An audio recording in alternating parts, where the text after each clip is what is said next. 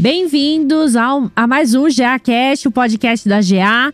Hoje a minha convidada é a Luli Krashmer. Luli, bem-vinda. Obrigada pelo convite. A Luli é médica veterinária, quiropraxista, especialista em saddle fitting. É isso, Lu? É isso. Luli? Alguma isso. coisa que eu esqueci? Cliente da GA. Cliente da GA, fã. A pessoa que não consegue chegar na cidade e não aparecer na loja. Muito bom. Com um defeito horroroso que entra lá e sempre tem alguma coisa pra levar pra casa. Exatamente. Que um dia ainda vou sair na força da vontade e falar assim, hoje eu não vou comprar. E é legal, assim, que quando chega alguma peça PP que a gente acha, que as meninas, elas já falam assim, gente, a cara da Luli. Não gente, precisa PP ir. não é magérrima, é pequena mesmo. Luli, seja bem-vindo. Obrigado por ter aceito o nosso convite. Obrigada por terem lembrado de chamar a gente pra trazer bate-papo. Me conta, a primeira pergunta. Como começou a paixão da Luli pelo cavalo? Essa é uma pergunta recorrente e eu sempre dou a mesma resposta, mas é porque, na verdade, não existe uma resposta. Eu não sei como ela começou. Sim. Ela sempre existiu. Eu conto que quando eu tinha 1 mês e 6 dias, assim, meus pais foram pra fazenda. Tá. Tipo o Dia das Crianças, algum feriado do tipo, assim. E meu pai me pegou no colo e foi andar a cavalo. E que meus pais quase se separaram, né? Nasci em agosto, outubro eu tava em cima da sela pra Dia das Crianças mesmo, né? Sim. Segunda semana de outubro, uma coisa assim. Sim. Diz que minha mãe enlouqueceu, né? O que você tá fazendo com essa menina em cima do cavalo? E minha mãe conta que eu nunca quis outra coisa. Que de criancinha pequena, quando perguntavam… e eu nem sei qual a necessidade de perguntar pra uma criança, né? O que ela vai ser. Mas acho que na época era recorrente. O que você vai ser? Veterinária. E a minha mãe disse que ela lembra de pequenininha, tipo 6, 7 anos, eu falando veterinária. Mas eu acho que eu não tinha o entendimento do que era a profissão. Eu só sabia que eu ia estar perto de bicho. Sim. E eu era aquela menina… eu era aquela menina que dava trabalho, né? Fazia coisa de menino, que a gente acha coisa de menino. Pulava janela pra fugir de casa pra ir ver cavalo. Roubava cavalo pra fazer piquenique, que na minha cabeça duravam 3 dias. E na verdade tinha durado 20 minutos, porque alguém tinha ido a cavalo atrás de mim pra saber que cavalo que eu tinha roubado, pra que lado que eu tinha ido. E eu achava que a fazenda era um mundo inteiro, né? Aquela fantasia de criança que às vezes quando me lembro das aventuras, assim… É triste que a gente perdeu esse mundo lindo. E na minha cabeça, a gente podia tudo. A gente sabia muita coisa e a gente aprendia coisas lindas. E o meu pai curtia muito esse momento de trazer a natureza e o cavalo. Tá. O meu pai não teve cavalo de criança, de criança pequenininha, né? Meu pai é sobrevivente de guerra. Meu pai nasceu na Europa durante a Segunda Guerra Mundial e veio pro Brasil. E aqui no Brasil, quando eles tiveram a oportunidade de uma vida um pouco mais confortável, o meu pai foi montar cavalo. Mas aprendeu as regras do exército. Mas se encantou pelo cavalo e ele queria que quem convivesse com ele tivesse a possibilidade do cavalo. Então, apesar das regras e normas, a gente sempre teve o cavalo. E aí eu fui isso, eu fui a criança que nasceu com o cavalo, que conhecia cada nome, cada linhagem, E eu não tinha uma visão de uma outra coisa. Para mim era escola, o desenho era do cavalo. Voltar para casa, procurar filme de cavalo. Era um real mundo à parte, né? Eu ia pro balé, mas o balé para mim era tipo uma obrigação. Tá. O que era legal? Equitação. O cavalo. E eu nunca fiz equitação de criança. Então, eu não tive essa vivência escolinha, obrigação. Talvez eu tivesse desistido. Porque, né, os horários, regras e essas coisas eram um mundo à parte. Era uma paixão livre, assim, realmente. Então, não teve, assim, como começou… eu vi um cavalo. Não, eu não tenho. Eu sei disso, sim. Eu fui aquela menina que sentava no piquete no meio dos cavalos e os cavalos conviviam comigo como se eu fizesse parte deles. Entendi. Né? Era, sim, quem provia comida quando tava lá, mas se eu tivesse no meio do piquete e sentasse no chão, os cavalos vinham, cheiravam. E eu tinha um cavalo que hoje já morreu, mas ele deitava do meu lado no piquete. Então, tinha essa conexão, essa vida, esse jeito de trabalhar. E eu nunca cogitei outra profissão. Tá. Eu nunca falei, olha, acho que se eu fizer administração, dá pra manter as duas coisas. Não. Eu saí do colégio, fui prestar vestibular. Pra agradar meu pai, eu até prestei engenharia de alimentos, porque meu pai trabalha com alimentos. E passei no vestibular. E na época era jornal. Então escondi o jornal. Naquele dia o jornal não apareceu.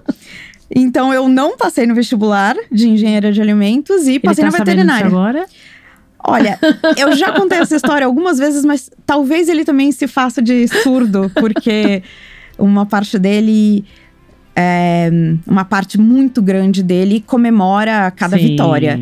Então, ele é o meu maior fã. Ele e minha mãe, indiscutivelmente, querem saber onde eu tô. Quando é o link, que horas o link sai, qual é a revista que eu escrevi. Então, acho que eles já ouviram essa história algumas vezes. E eles, sabe, fingem demência porque era o que eu queria. Eu teria sido muito infeliz se eu tivesse ido fazer outra coisa, né? Ao contrário de muitas da minha geração, queriam dinheiro, sucesso, papapá. Eu fui fazer aquilo que eu amava. E acho que, né… aproveitando esse link assim, e acho que o sucesso veio através deste carinho que eu tinha pela profissão. Nunca fui a melhor aluna assim nos primeiros anos da faculdade, mas no 5º ano, né, o meu boletim, eu me lembro que eu mostrei para minha mãe e falei, olha aqui a diferença, né, do meu primeiro ano na faculdade, onde eu passei dificuldades tentando me achar no mundo do colégio, a passagem do colégio para a faculdade, e com o último ano da faculdade, onde as minhas notas eram tipo 9,5, 10, tipo, conclusão de curso com 10.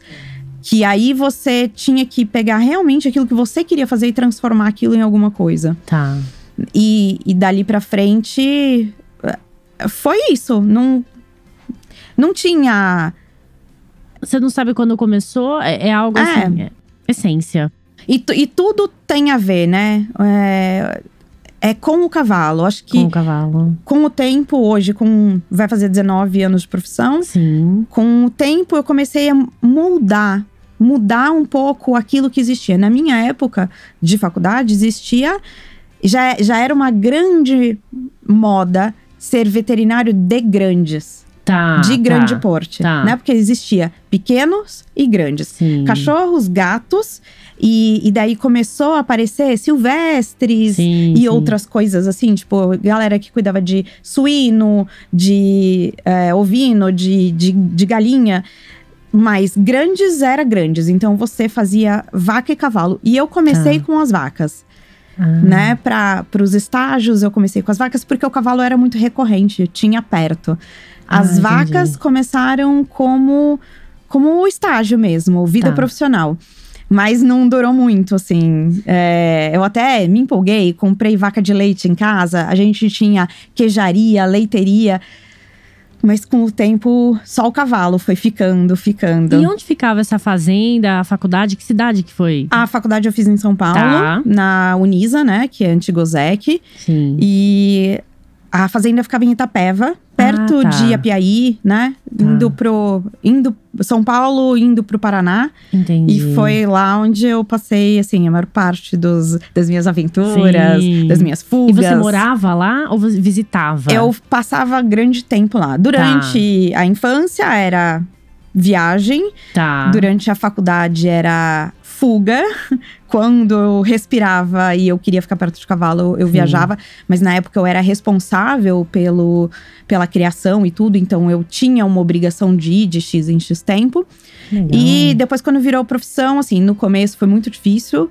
Eu ficava às vezes 6, 7 meses sem ver os cavalos. Ficava vendo notícia por telefone. Mas com um pouquinho mais de dominância na profissão. Olha, eu vou tirar folga agora. Aí eu ia e tirava um tempo pra mim. Passava 5, 6 dias. Tá. E é isso. E difícil, né? Porque como são as minhas folgas? Sim. Com cavalo? Sim. Dos outros. Sim. Ou com cavalos meus. E aí, no dia que você pega uma folguinha só de meio-dia?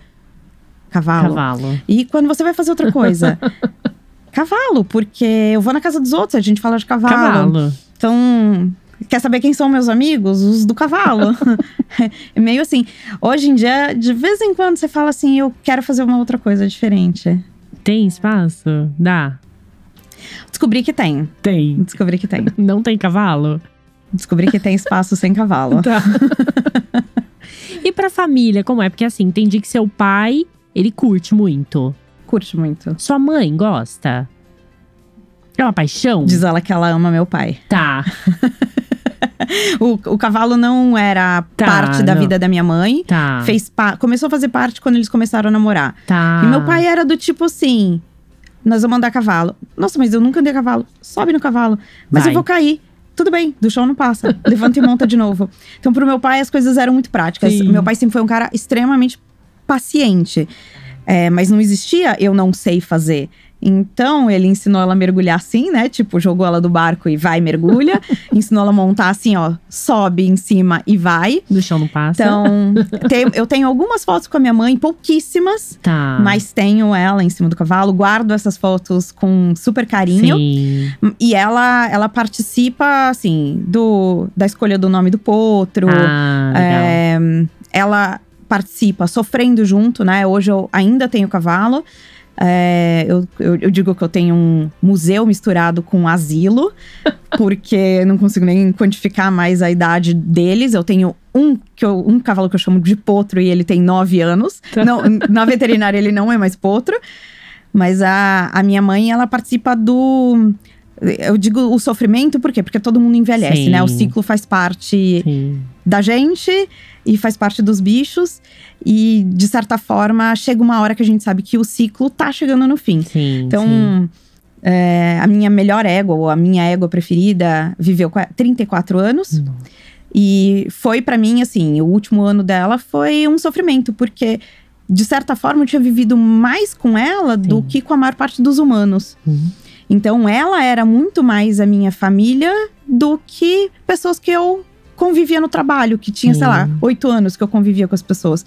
Então, quando ela morreu, meu mundo perdeu, assim, uma plataforma gigante. Foi voltar num nível. E sempre, não só para criança, mas para as pessoas que gostam, sempre que você passa uma rodada dessas de vida de um bicho, é um capítulo, uma história. E ela participa disso. Ela participa porque ela tá sempre ali de apoio. De, olha, vai ficar tudo bem. O que a gente precisa? Precisa ir pro hospital? Precisa de dinheiro? Precisa de caminhão? E ela sempre atrás, né? Quer ir pra fora fazer tal curso? Vamos. Você viu esse filme de cavalo? Manda por WhatsApp. Legal. Ela tá fazendo minhas lembranças de casamento, que é de cavalo. Ela tá fazendo com as próprias mãos. Que legal. Então, apesar de não ser do meio, ela tá sempre ali. Inserida. Tipo, fica até brava. A gente levou meu sobrinho pra montar cavalo a primeira vez, uns 2 meses atrás. Não com um mês, né? Não, eu esperei 4. Aí coloquei ele em cima do cavalo e ela ficou assim, absurdamente emputecida. Como é que vocês não me chamaram para estar presente naquele momento? Ai, então, gente. Ela foi pior, porque ela foi mãe e avó. Sim. Mãe e avó. Mãe e então, avó. loucona, ficou brava até não poder mais. Então, participa. Que legal. Irmãos? Eu tenho um irmão mais novo. Gosta? O negócio dele é mais água. Tá. Mas participa. A gente foi criado junto. Tá. E aí meu pai deu sorte. Ele fez uma filha terra, um filho água. Tudo certo. Então dividiu, assim. A gente brigava. Feriado é onde? Fazenda! Não, praia! Fazenda, praia! E aí ganhava quem tinha batido mais no outro. Mentira. A gente muito tinha umas definições assim, mas… assim… Pô, meu pai e minha mãe foram muito legais. Porque Sim. eles ensinaram. Tem que aprender de tudo. Não tem não. Pra eles, assim… Criança não falava não. Sim. Vai estar aqui com a gente, com a família. Vai fazer com a família. Sim. Quando vocês forem mais velhos, vocês se decidem. E aí, com a idade, a gente começou. E aí, foi muito natural. O meu irmão foi pro surf, pra vela, pro mergulho. Que legal. Meu irmão faz prancha de surf. Meu irmão vai pro Havaí pra fazer não sei o quê. Água. Profissional? O negócio, não, mas assim, o negócio dele é água. Água. Ele trabalha com meu pai. Tá. Acho que se ele tivesse sido o primeiro filho, talvez ele tivesse escolhido vou pra água. Quer dizer, né, vai saber como vai ser isso. Mas ele naturalmente é o cara da água. Tá. E eu naturalmente a menina do cavalo. Então, cada um foi fazer um negócio. Que legal. E acolhem, né, assim, porque é muito comum a gente ouvir pessoas que falam, olha, tem um filho, ninguém curte cavalo em casa, não sei de onde veio, né? O seu caso já tinha aí uma conexão com o seu pai, mas a família acolheu, no caso sua mãe, né, além… Mas a gente vem percebendo que esses casos isolados, que eram isolados, eles estão se repetindo em algum momento. Então, às vezes aparece uma estagiária que você olha e você fala assim, meu Deus do céu, o que eu vou fazer com ela? Porque ela não sabe nem se virar no meio do cavalo. E ela vai, a insistência e eu quero estar ali, começa a moldar a pessoa pra ficar muito boa. E tem sim, tem veterinárias que nunca tinham visto cavalo. Tá. Tem veterinária que resolveu o cavalo no último ano da faculdade e hoje tá… Assim, domina, faz parte do negócio. Só não teve a chance de criança. É possível aí. Pra quem teve o contato, como no seu caso. E pra quem ama demais, tem aquilo como um propósito. E fala, não, vou encarar. Tem, eu acho que é o querer… mas o querer define tudo, né? Sim. Se você quer… O não querer também define muita coisa. O problema é que as pessoas não aprenderam o não. Sim. Então… fica aquele morno, né? Nem luta pelo sim. Exato. E nem aceita falar o não. Então, acho que aí… No meu caso, era a única coisa que eu queria. Então, eu enfrentei tudo. Eu só fui. Bom, me conta a sua trajetória. Então, a Luli tá lá, recém-formada. Optou por grandes… É isso? Optei por grandes, não cogitei outra coisa. Fiz algumas coisas um pouco malucas nesse meio tempo aí. Eu tinha que fazer o estágio obrigatório. Tá. Marquei estágio obrigatório fora do país. E aí apareceu… Aquelas coisas da vida, né? Apareceu uma pessoa com uma oferta super tentadora. Olha, não vai não. Se você ficar aqui… você faz o estágio obrigatório aqui, aí você meio que vai ser englobada pela clínica. Tá. E o olho brilha pela chance do emprego recém-formado. Porque você tem a clara ideia de que acabou a faculdade, acabou tudo. Acabou o sustento do pai, acabou… você vai ter que sair de casa, você vai ter que se virar sozinha, comer sozinha. Lutar é outro mundo. Então, as ofertas, elas são tentadoras. E eu realmente caí nesse conto. Tá. Eu já tô falando cair nesse conto, quer dizer o quê? Que era um conto. Ele foi uma história ludibriante. Mas ela serviu pra muita coisa. Inclusive pra me dizer que olha… Calma aí, que vamos virar a página, espera virar a página. Então, eu perdi todos os estágios que eu tinha marcado fora, né? Na Alemanha, eu ia pra Alemanha. Tá. E de repente, essa veterinária não me respondia mais. Caramba. Então, eu nem tive o estágio que ela tinha me garantido como o estágio obrigatório. Sim. E eu nem, na teoria, não tinha uma promessa de emprego. Então eu tive que ir procurar outra coisa. Primeira coisa foi respirar, baixar a bola. O que hoje em dia é um pouco mais difícil, né? A gente… Já foi mais fácil. Já foi mais fácil, já foi muito mais fácil. E aí, falei, quer saber? Se eu tiver no desespero e não tiver nada pra fazer, eu vou pra fazenda cuidar dos meus cavalos com as minhas próprias mãos. Tá. Sabe aquele negócio assim, se eu não receber uma oferta de emprego, eu tenho pra onde correr.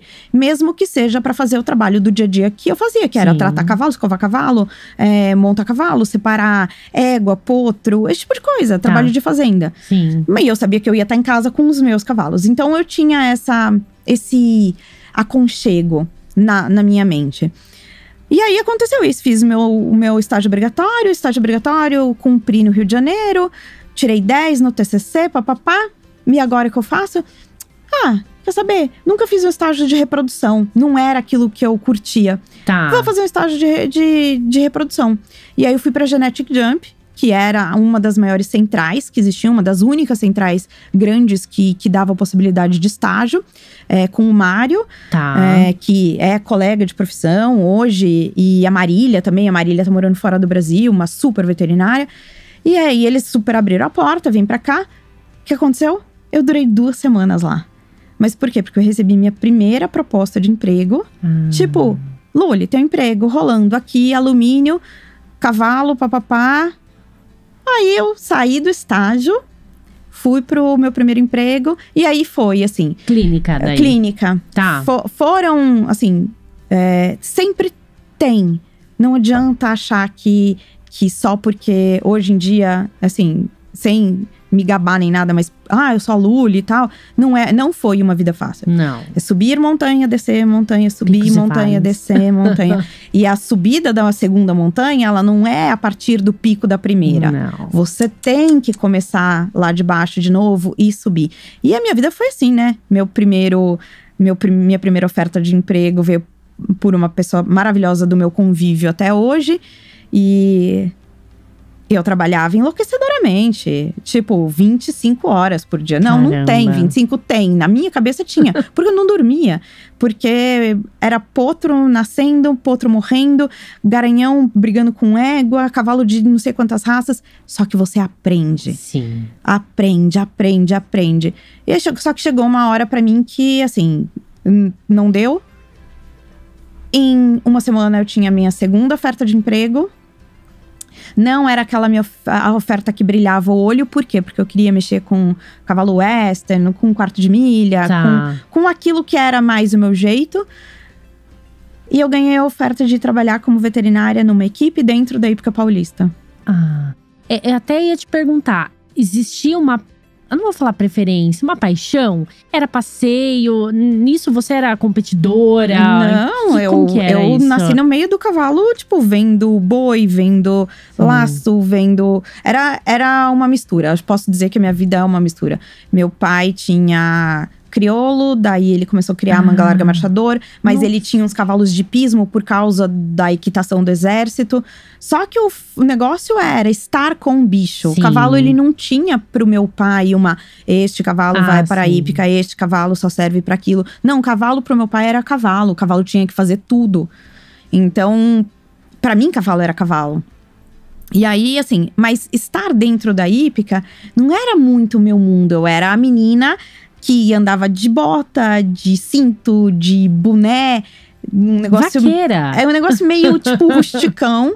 E de repente me jogaram, assim, dentro da Hípica Paulista. E eu falei, ok, socialmente eu sei me comportar. Sei comer com talheres bonitinhos, sociais, né? A hípica, né, dentro de São Paulo vem com aquele… Não é nenhum status, é o peso, né? Assim, tipo, nossa, a Hípica Paulista, sociedade, alta sociedade, super esporte. E chocou, foi difícil, né? Você começa a adaptação pela roupa, você começa a tirar o boné, aí você começa a trocar a bota pelo um sapato ou por uma bota um pouco mais social. Você começa a tirar o cinto de fivela, pra se encaixar. E foi assim, difícil, mas foi a minha maior oportunidade, porque eu devo a essa transição o que eu sou hoje. Sim. Porque a opção de conhecer médicos veterinários de fora, a participar dos grandes congressos que às vezes se eu tivesse no interior, eu não ia nem ficar sabendo, né? Hoje, mídia social, às vezes você perde coisa de tanta pessoa que você segue. Sim. Né? De tantas páginas que você segue. Então é um input muito grande de informação que você não tem condição, né, no meio do trabalho, de conseguir lidar com isso. Sim. Mas na época, não existia rede social. Não existia nem Facebook, nem… Orkut não existia, não, era antes disso, né? Então, como é que você ficava sabendo? Quando você ia na biblioteca de uma faculdade. Porque as bibliotecas se mandavam os flyers de semana acadêmica, de congresso. Então… dentro da Ípica, você estava onde? No centro do mundo. Sim. Então, você sabia quem vinha, quem eram os gringos, quem não sei o quê. E essa foi a minha oportunidade. Então, a trajetória é essa. Eu falo do mato, obviamente não é do mato, né? Eu sou paulista. Mas o meu negócio era o interior, o cavalo da fazenda. E, de repente, eu fui parar dentro da Ípica. E aí o negócio deslanchou. Quanto tempo na Ípica? Como clínica, 8 para 9 anos. Daí, o surgimento da ideia da quiropraxia nasceu… Você foi pioneira? Posso falar? Não fui pioneira. Tá.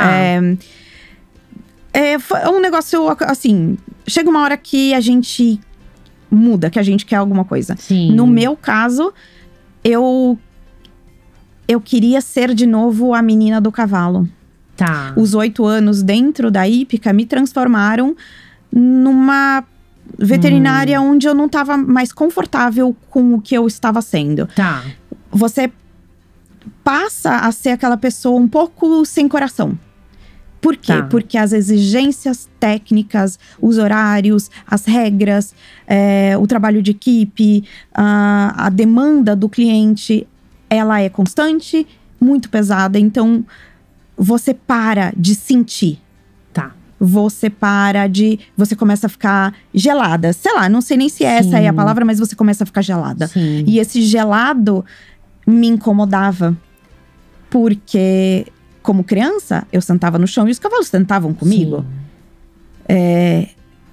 Eu nunca tive um acidente grave, porque eu tava sempre… Os americanos chamam isso de aware, ciente, consciente da energia da movimentação dos cavalos perto de mim. Sim. E quando você começa a sofrer os efeitos da tensão, do estresse, do nervosismo, de coisas assim que às vezes não são nem reais, mas é o que envolve tudo isso dessa sociedade maluca, eu vou colocar entre aspas aqui, você começa a perder o pequeno. Tá. Que é, nossa, aquele cavalo tá triste, tá diferente hoje. Você começa a perder isso. E foi com essa percepção e essa essência que eu resolvi abrir mão de tudo. Eu percebia que eu não tinha mais vida familiar. Eu não via meus pais. Meus relacionamentos não duravam. Minhas amizades estavam sempre me cobrando. Onde você tá, o que você tá fazendo. E você é a única que não tá junto.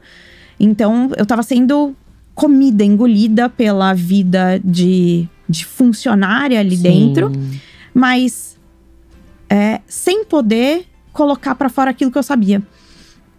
E foi aí que eu resolvi largar e apareceu a oportunidade. Olha, vai ter um curso de quiropraxia e tal. Aí eu já conhecia a técnica, já tinha visto a técnica, conheci uma gringa que tinha vindo pro Brasil. Essa pessoa que me chamou a atenção pro curso era a segunda pessoa. Aí eu conheci uma terceira pessoa. Aí eu comecei a ver que existia um movimento e que existia uma coisa muito bonita que envolvia a quiropraxia. E a quiropraxia, na época, ela trazia muito conceito de a cura do próprio sistema, né? Que muitas técnicas trazem a autocura. Como a homeopatia. De pouquinho em pouquinho, naquela homeopatia, você vai conseguindo a cura. Muitas técnicas vêm com isso. E aquilo me encantou, porque eu ia sair das injeções. Das drogas, remédio, infiltração, bloqueio. E eu tinha uma chance de que se eu fosse boa e se eu tivesse bons clientes, pra mim só chegariam os clientes que queriam uma condição melhor pros cavalos. Sim. E eu deixaria de pegar aquele cara que só queria pau no cavalo todo dia. Meu cavalo é máquina, meu cavalo tem que aguentar. Bota pra funcionar. Então isso me encantou. E aí eu abandonei tudo. Tipo, que nem eu fiz no estágio. Larguei tudo pra começar a minha próxima montanha do Vale. Sim. E aí eu escalei ela. Em 1 ano, meu curso foi de 1 ano. No final do curso, eu rompi o ombro. Tive que operar. E assim, explica pra quem ainda não conhece a quiropraxia. Ela demanda muito no caso do médico veterinário. Foi por esse motivo ou uma outra razão? Dá uma palhinha. Do ombro da lesão? Isso. Não, a lesão foi num acidente de trabalho. Tá. Não teve nada não ligado a isso.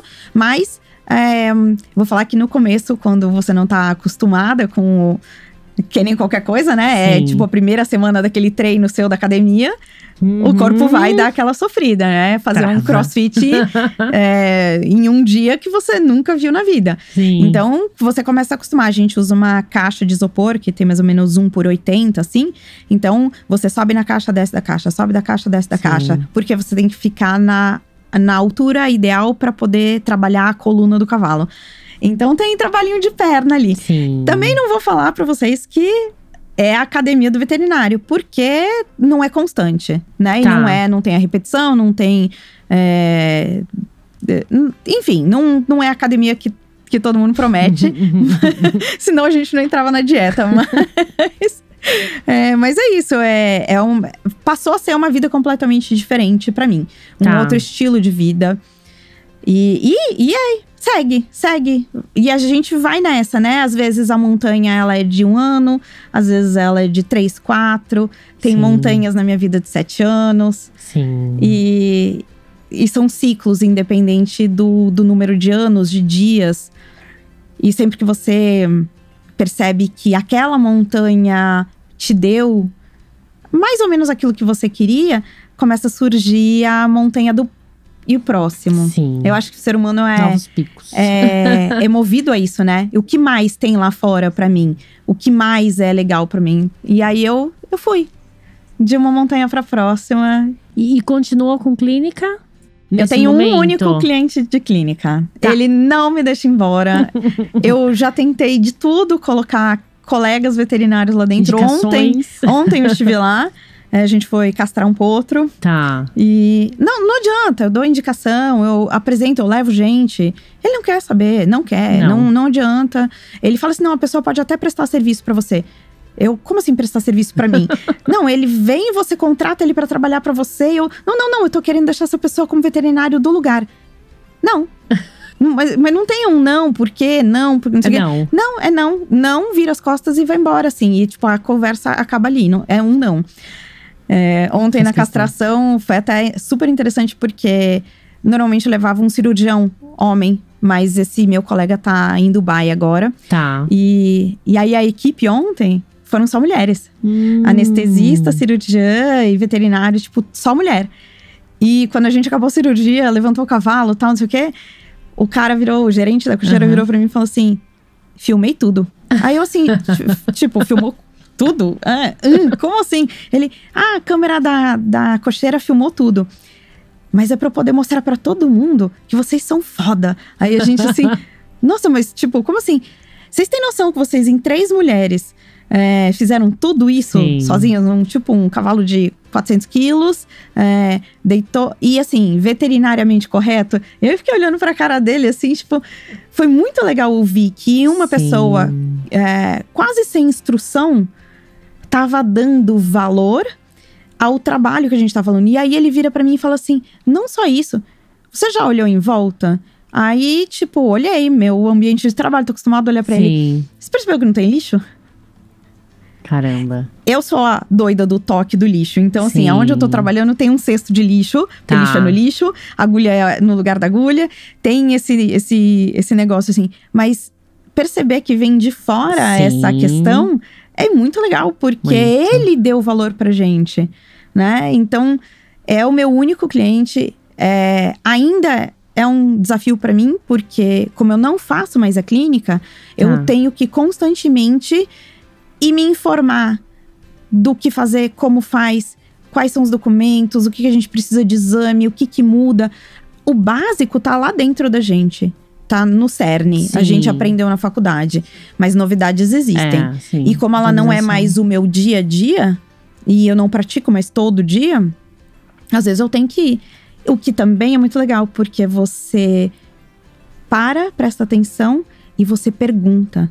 Porque você não sabe. Exato. E isso, eu considero que sempre foi uma coisa muito legal. Eu dizer, não sei. A maior parte das pessoas se julga muito e fala, como é que eu não sei isso? Então, mas se eu não sei, eu não posso saber tudo no mundo. Existe uma troca. Então, eu já não mexo com cachorro porque eu não entendo. Já não mexo com gato porque se ele estiver na mesa, eu tô em cima no teto. Porque ele unha, ele avança, ele faz barulho. Então, de cavalo eu sei, mas clínica eu também não sei mais. Então, tem tudo isso. E ele é meu único… Eu digo que não faço mais clínica. Tá. Mas ela, querendo ou não, ela tá inserida, né? Sim. Você tem que saber a diferença de um cavalo são, de um cavalo doente. Luli, 19 anos de carreira. Me conta um pouquinho. O que você entende lá atrás da presença feminina na medicina veterinária, nessa atuação? Num primeiro momento clínica, depois com quiro. Como que tá de lá pra cá? Como que você vê essa… Diga. Enquanto você pergunta, me vieram duas memórias grandes, assim, na cabeça. Tá. Vem essa pessoa que me fez a minha primeira contratação oficial de trabalho, que é a Cláudia Lechonsky. Sim. E um dia fizeram essa pergunta pra ela numa Semana da Mulher, com cavalo, mulheres e cavalos, uma coisa do tipo. Sim. E a Cláudia, ela respondeu com a maior naturalidade do mundo, assim… nunca foi um desafio pra mim, assim… tudo na vida é um desafio. Por que engrandecer tanto esse negócio de que mulher não pode, não sei o quê? Né? Isso me trouxe um conforto. Porque eu acho que eu sempre tive um pai que nunca me olhou como uma menina. Sim. Me olhou como filho. E me apoiou em tudo. Ok, não posso fechar os olhos e dizer que para muitas mulheres não foi difícil, né? Eu conheço, em São Paulo, a geração… 2 gerações acima da minha na veterinária, foram mulheres que bateram o pé, que foram abusadas mentalmente, sim. Sabe, bullying mesmo, de você não vai conseguir, você não sabe fazer, mulher não serve pra isso. Sim, eu conheci essas mulheres. Sim. Então, a gente sabe que existiu essa separação, mulher faz isso e homem faz aquilo. Então, tenho a consciência de que nós viemos sendo moldadas pra tudo, pra fazer tudo. E me lembro da minha mãe falando um dia onde ela estava muito chateada, aconteceu alguma coisa no trabalho e mudou alguma regra brasileira de salário, alguma coisa assim. E foi mais ou menos que dizer pra minha mãe assim: ser esposa, dona de casa, não é trabalho, é obrigação. E eu acho que a minha mãe… no dia ela surtou com isso. Porque minha mãe não era só mãe e dona de casa. Minha mãe cuidava de todas as coisas pessoais do trabalho do meu pai. Sim. Do meu pai, assim. Até, sei lá, se eu… Não sei nem se isso em algum momento vai ser ofensivo pra alguém, mas por favor não entendam como, mas ela era a secretária do meu pai. Sim. Tá? E durante anos, ser secretária de alguém era um status, né? Você, era a segunda pessoa daquele job ali. Sim. Porque você sabia de tudo. Então, assim, a minha mãe sabia de tudo. Sabia das contas, dos gastos, quem era a reunião, quem era o gringo, quem era o não gringo, quem não sei o quê. Só que ela… com uma afirmação burocrática de salário e tal, foi colocada num patamar de dona de casa. Sim. E que muita gente leva com um amargor, né? E querendo ou não, a gente sabe qual é o peso disso, tá? Sim, Eu não tenho filhos, você tem 2 filhos. Eu tenho uma casa, assim como você. Sim. Você lava roupa, eu também lavo. Você cozinha, eu também cozinho. Ou quando a gente não dá tempo, alguém tem que ajudar. Sim. Só que existe essa profissão e tá tudo certo. Então, quando me perguntam isso, uma parte de mim quer dizer, sim, existe essa separação mulher, ser mulher na veterinária, ser mulher. Só que a mulher também vem com um peso em cima dela muito grande de ter que se provar, acima de qualquer coisa, que ela pode ser boa, que ela pode ser melhor do que um homem, que ela Guerreira. é 20 vezes mais do que isso. Só que isso é pesado pra caramba. Porque você tem que dar conta de toda a sua rotina em casa, né? Então, assim, a dona de casa, a esposa, a mãe de filhos humanos ou de filhos bichos. Sim. E você tem que ser pica no trabalho. Luli, nossa, você sempre teve essa consciência? Não. Quando eu tive essa consciência? Quando eu estava exaurida. Quando não existia mais uma parte de mim que conseguia cognição mental para ter uma conversa como essa. Sim. Porque eu simplesmente, quando o meu copo encheu, não tinha mais copo. E aí eu comecei a prestar atenção e ter consciência. Então, assim, meu pai sempre quis e me apoiou com tudo. Só que eu mesma botei a pressão. Sim. Eu vou ser a melhor veterinária. Tanto que eu fui a nota... Eu fui da minha turma uma das únicas mulheres que saiu formada em cavalo e seguiu o cavalo. Sim. Eu fui uma das únicas pessoas que saiu sem emprego e em 2 semanas estava empregada. Eu fui uma das únicas pessoas que dentro do cavalo permaneceu 19 anos. Muitos da minha turma desistiram e foram fazer outra coisa. Muitas pessoas largaram o cavalo e os sonhos para ir para uma pet shop. Para ser veterinária de pet shop. Sim. Isso é uma crítica? Também não é uma crítica. Mas as provações foram muito duras. E eu não digo que elas não foram resilientes e resistentes. Eu fui muito resistente. Sim. Mas eu também quebrei em um momento. Sim. Então, tem todo um trabalho muito louco aqui nessa história de que… E mulheres no sistema da veterinária… Durante um certo tempo, mulheres foram 75% da veterinária. Caramba. Dentro das hípicas e dentro da veterinária com cavalos, até uns 3 anos atrás, mulheres eram 75%. Eram mulheres que queriam o seu sonho, a sua vontade, queriam colocar esse negócio, esse input lá dentro. Aí o negócio começou a diminuir. Por quê? Porque elas começaram a perceber que era muito mais aquele estigma de a gente tem que se provar, né? E cavalo é grande. Sim. Cavalo é um pouco de força, assim. Não vem mentir pra mim dizer que você não faz força. Você faz força. Senão não tinha um monte de mulher lesionada. Sim. Mas assim, você percebe o quanto a mulher se machuca, se chicoteia, se pune e se priva de muita coisa para se provar que ela pode ser boa naquilo.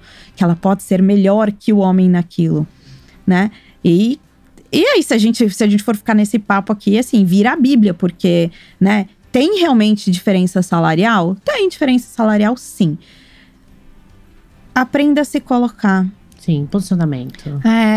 O que não é fácil. Não. A gente leva muito tempo para achar isso. E a faculdade não nos forma para isso, né? Então, não tem alguém lá na veterinária que fala assim… Olha, hoje a gente não vai falar sobre berne. Hoje a gente não vai falar sobre problema de pele de cavalo. Hoje a gente vai falar como é que você chega para o cliente e diz que o seu valor é tal. E se ele falar, tá muito caro? Aí você fala assim, não, mas você pode procurar outra pessoa.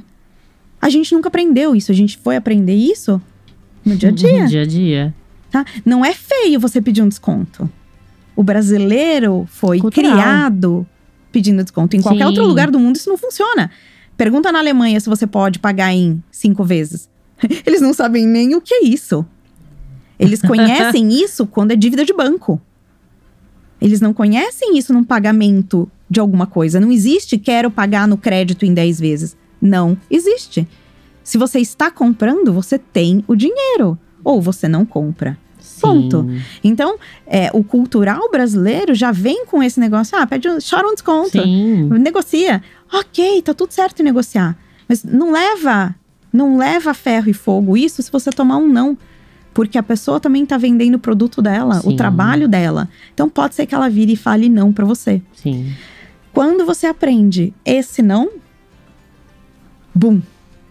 Você simplesmente abre uma porta, vai pro quartinho do lado, com menos pessoas. Sim. E aí você respira primeiro, porque é um choque pra você também.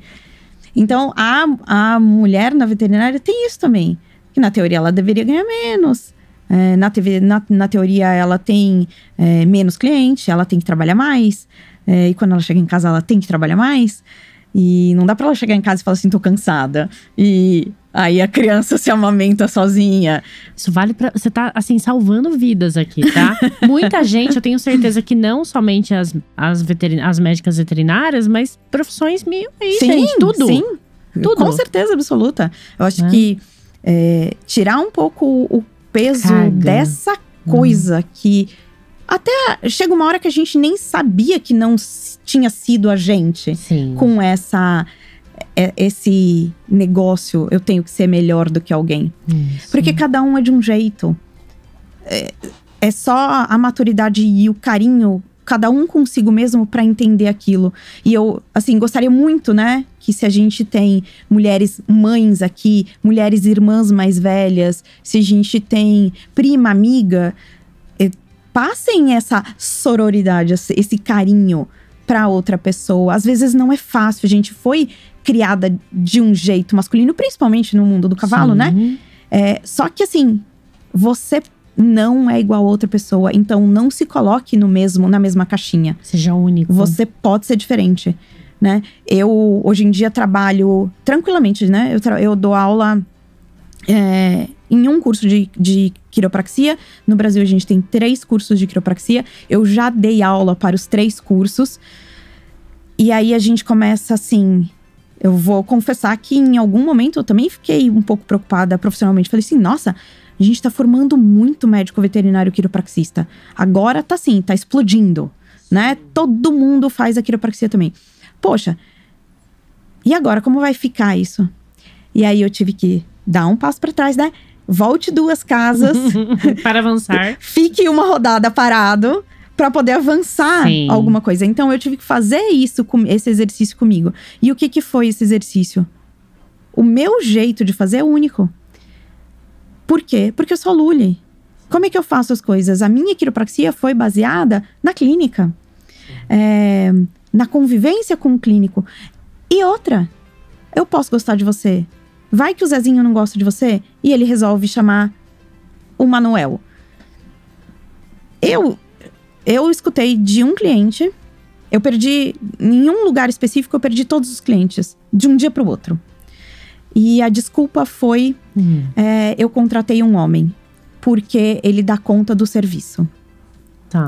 Eu fiquei fisicamente doente 3 semanas. Caramba. De chorar, de me martirizar, de achar que isso era um absurdo. Primeiro, porque a pessoa para quem eu perdi todos os clientes de um dia para o outro era homem, mais novo do que eu, e tinha sido meu estagiário e meu aluno. Caramba. Então era como se eu tivesse tomando uns supapos. Sim. E eu levei um tempo, verdade, eu levei um tempo para me recuperar. Eu levei um tempo para conseguir olhar na cara dele.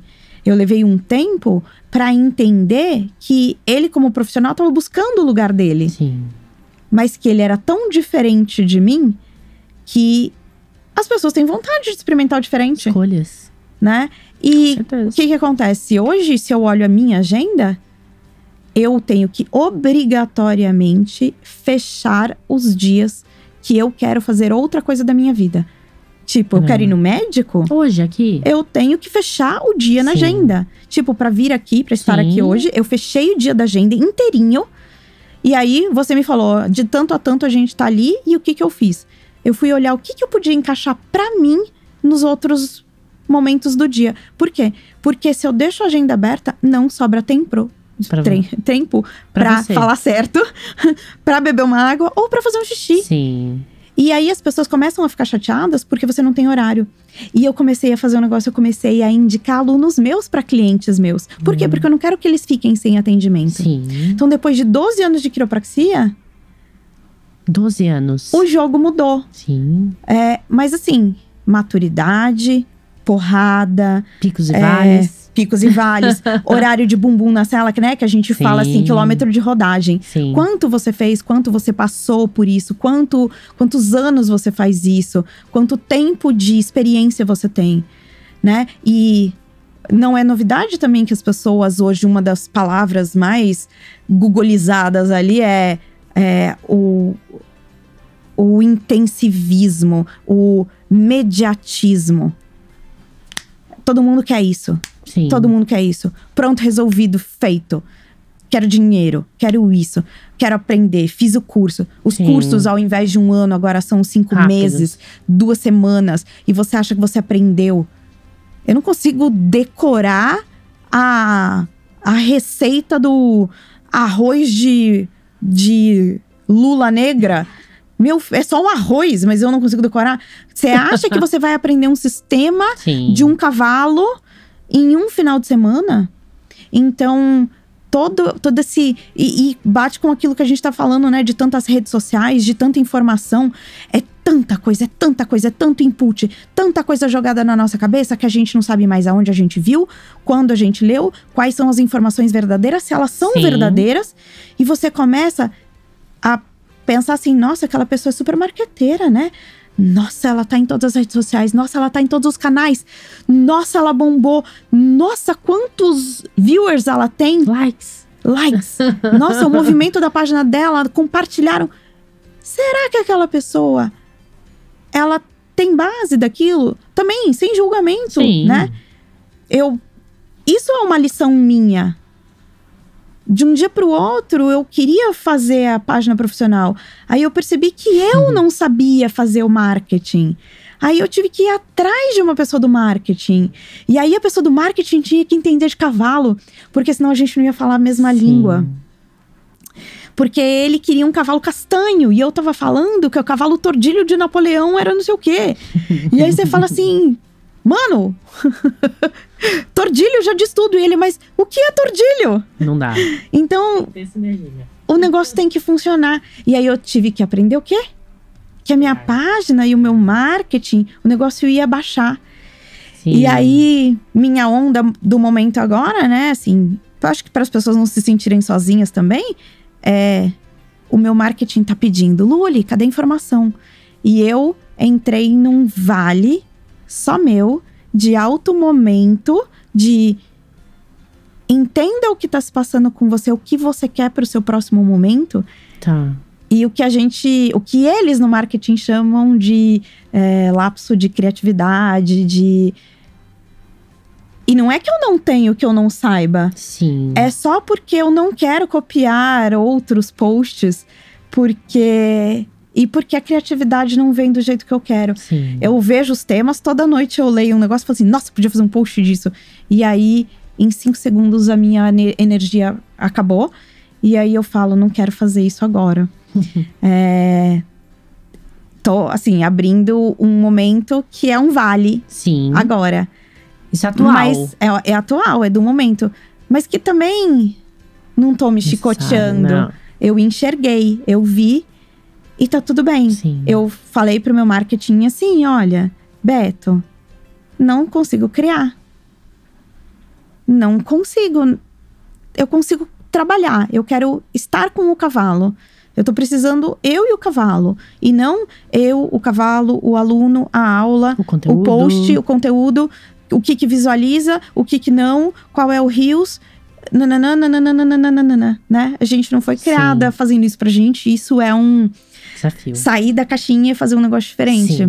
Sim. Então, também é um pesado, né? E aí tira um pouco desse ser mulher na veterinária. Porque isso tá pesado pra todo mundo. Inclusive pros jovens, pros meninos, pras meninas. Eu percebo que mulheres criam mais conteúdo. Tem mais páginas. Sim. Agora, o que também tá pesado pra elas, né? Mais uma função. Porque além de tudo, você tem que se comparar constantemente. Você é melhor que ela? Você tá mais magra que ela? Seu cabelo tá mais magro que eu… Quer dizer, seu cabelo tá… Olha, seu cabelo tá mais bonito que o dela. Você fez o seu cabelo? Quanto tempo você não fez o seu cabelo? Ah, não sei o que, sabe? Vem um monte de coisa. E aí também, aquele resgate de… Peraí, quem é você? O que você quer? O que você pode? Aonde você quer chegar com isso? Eu não quero só ser um marketing. Nenhuma das minhas páginas vende o produto. Agende sua sessão, não sei o quê. Tem. Conteúdo. Em posts aleatórios existe agende a sua sessão. Porque a pessoa quer saber como ela faz. Sim. Só que existe conteúdo para o aluno. Existe conteúdo para pessoa que não conhece o assunto. Existe conteúdo para quem já conhece o assunto e quer compartilhar na página deles. É isso que eu quero. Sabe? Eu acho conteúdo. Ensinar. Ensinar conteúdo, mostrar. Curso. Partimos de 1, estamos em 3. Caramba. Partimos de, sei lá, uma quiropraxista no Brasil para 7, para 12. Aí diminuiu para 6. E agora a gente deve estar assim, sei lá, tipo, talvez uns 45, 50. Espalhados no Brasil inteiro. É um número grande para uma coisa que começou 12 anos atrás, 13 anos atrás, 14. Sim. E não precisa ter briga. Tá tudo certo. Tá tudo certo. Tipo, vendo gente fazer o certo, me deixa feliz. Ver gente fazendo o errado, independente se eles foram meus alunos ou não, me deixa triste. Sim. Vendo gente trocar serviço por pouco dinheiro, me deixa triste. Sim. Coisas antiéticas me deixam triste. Mas assim, a profissão é linda, maravilhosa. E assim, independente se você é mulher ou homem. Sim. Tanto, assim… pegar menos pesado. Eu sou mulher, eu tenho que me provar. Eu acho que é um caminho mais confortável, mais gostoso. Olhar pra si, entender que somos únicas. Tirar essa pressão. É algo que leva um tempo, né, Lu? Leva, amadurecimento. Estamos no processo. Eu tenho certeza que eu não falaria isso. Eu ainda vibro muito pelas mulheres, sabe? Eu acho que é uma conquista muito grande. Mas eu vibro pelo ser humano também. Então… Você vem me contar que você conseguiu tal coisa, tal promoção, tal trabalho, tal não sei o quê. Poxa, eu vibro pela conquista das pessoas. Sim. Independente do que você é. Mas já teve momentos que eu, vibrei muito pelas mulheres, assim, tipo… é uma conquista! Sim, vamos queimar sutiã! Vamos, bora! E aí, eu acho que assim, toda vez que a gente enaltece isso, a gente bota uma carga mais pesada para as futuras. Porque elas se sentem obrigadas a carregar a bandeira que a gente hasteou. Exatamente. A manter a bandeira lá, vibrando, aquele negócio pesado, duro. Nossa, a gente tem que ser boa, a gente tem que ser, né? É mais um peso colocado, né? Mais uma carga. E aí você define sexo, né? Mulher tem que fazer isso, tem que vencer isso. E também vem com aquele negócio… Guerreira. Hoje, antes de chegar aqui, eu passei numa padaria artesanal. Passei na frente, né? E aí lembrei, fui olhar a matéria de uma mulher que fazia pão em casa. E quem toca a padaria é o marido. E quem aprendeu a fazer pão foi o marido. E… Nossa, homem pode… fazer pão, tem um monte de padeiro homem bom. Tá tudo certo. Tem um monte de cozinheiro homem bom. Não, mulher é cozinheira, mas homem é chefe de cozinha. Ok, fantástico, parabéns pra vocês. Então mulher é veterinária que trabalha pra equipe onde o homem é o chefe da clínica, veterinário-chefe. Sim. Alô, fantástico, parabéns. Né? Então assim… Toda vez que a gente puxa muito, a gente também dá um motivo do outro lado o negócio dar uma… Exato. Desequilibrada. Uma desequilibrada, então… Muito produtivo. Gente, dá pra passar… É muita loucura isso aqui. Horas, muito conteúdo. Era veterinária que a gente ia falar? Estamos falando de vida. Inclusive… Eu achei muito legal, ficou a dica para quem tá entrando, pensando, né, numa formação aí em medicina veterinária. Quais competências, soft skills também, que acho que a gente falou basicamente disso, né? Sobre inteligência emocional, entender aquilo que… ser único, tirar a carga. Deixa uma mensagem, Luli, pra quem tá ouvindo a gente, assistindo. Só mensagem que você deixaria em qualquer outdoor e a gente pudesse traduzir ela para todas as línguas. Eu vou deixar a minha mensagem pra mim, que é bem recente. Que é: respira e se ama. Eu acho que com essas duas coisas, muita célula dentro de você já vai mudar. O respira sem respirar, a gente não consegue nada. A gente não consegue pensar, o sangue não flui direito, o músculo não trabalha direito, o pensamento, cognição. Sem respirar, a gente não faz nada. E aí, isso aqui não é um, conselho bobinho de quem tá falando de fisiologia. Sim. Não, isso aqui tá escrito, são técnicas, meditação, respiração. Existe de autocura, autotratamento, né? Sim. Antes de você gritar com o próximo, respira. Antes de você gritar com você mesmo, respira. Antes de você se maltratar fisicamente, psicologicamente, respira. Antes de você maltratar o próximo psicologicamente, né? Que é o bullying, o gaslighting. Sim. Respira. Respira, respira. Porque aquele seu segundo pode ser diferente em 5 segundos. Sim. E tudo pode ser mais amoroso em segundos. E o se ama não é aquela, né? Love yourself, não sei o quê. Tem essa pegada de amor e de carinho, mas assim, para de se comparar ao outro, para de se comparar a alguém. Tenha exemplos, tenha metas, queira ser melhor que você a cada dia, mas sem sofrimento, sem aquela punição. Não existe a meta existe para levar a gente para frente, né? Para você dar um passo. Mas aquele passo não tá obrigatório de ser de 1 metro. O 10 centímetros até a padaria, ou a caminhada até a padaria, mesmo que você tenha comido o pão, você foi a pé. Então, enaltece a coisa boa, a sua coisa boa. Cada um é um. Não existe. Os clones não deram certo. Então, quer dizer, né? Vamos lá, os clones ainda não deram certo. Porque mesmo os clones geneticamente iguais são seres diferentes. Sim. Então, pode ser que alguém não goste de você, mas tem outros tantos no mundo que gostam. Então, né? Faça o seu círculo, se curta. Se naquele momento você acha que alguém não gosta de você, tá tudo bem. Sim. Será que você gosta de você?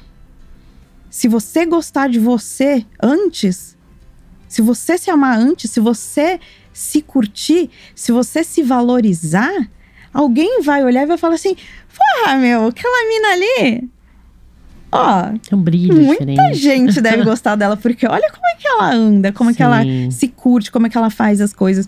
E se num dia você tá assim no blues mesmo, no tristão, respira. Respira, porque vai passar, tudo passa. Sim. Né? As montanhas e os vales estão aí e a gente vai descer e vai subir. No dia que a gente parar de subir, de descer, a gente morreu. E daí é outra coisa, se resolve de outra forma. Luli, e de preferência esses picos e vales a cavalo? A cavalo! Você andando do lado do seu cavalo, o cavalo te permitindo essa companhia com você montado, você levando água pro seu cavalo, você e ele convivendo. Cavalo sempre. Sempre. Cavalo sempre. Luli, adorei esse papo. Muito uma honra, sim, te receber. Eu que tô feliz de poder falar de cavalo. Sim. E de outra coisa além do cavalo. Muita coisa rolou aqui. Com certeza a gente vai marcar pra falar de outros temas, porque você tem vivência aí no exterior e práticas de bem-estar. Tem muita coisa pra gente conversar. Tem. Muita. Tem. Se alguém tiver sugestão aí, pergunta, dúvida, manda aí que a gente faz caixinha de pergunta, enquete. Tá escolada já. Luli, pra te contratar, pra conhecer seu trabalho, de repente, como você disse, o conteúdo, que agora tá um pouquinho em stand-by, mas as suas páginas estão lá. Então, faz uma propaganda pra gente. A oportunidade é essa no GAcast.